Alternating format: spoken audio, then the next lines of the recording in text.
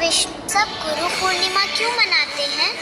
क्योंकि आज दुनिया को पहला गुरु मिला था।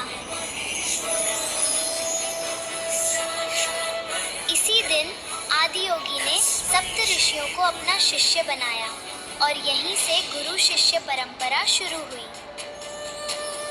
इसी पूर्णिमा को जन्मे महर्षि वेदव्यास ने उसी दिव्य ज्ञान को वेदों और पुराणों में सहेज दिया, जो हमें अंधकार से प्रकाश की ओर ले जाए। वही गुरु है। तस्मै श्री गुरुवे नमः।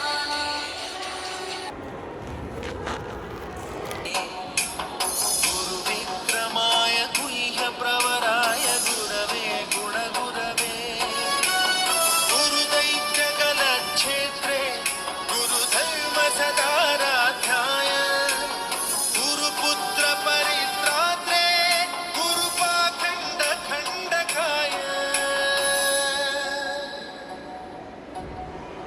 गीतसाराय गीततत्त्वाय गीतगोत्राय धीमहि गूढगुल्फाय गन्धमत्ताय भोजयप्रदाय धीमहि गुणातीताय गुणाधीशाय गुणप्रविष्टाय धीमहि एकदन्ताय वक्रतुण्डाय गौरीतनयाय धीमहि गजेशानाय बालचन्द्राय श्रीगणेशाय धीमहि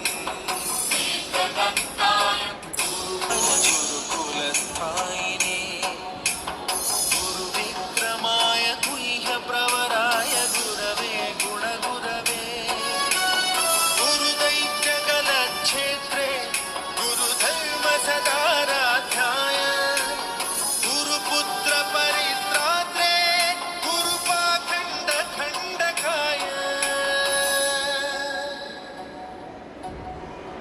गीतसाराय गीततत्त्वाय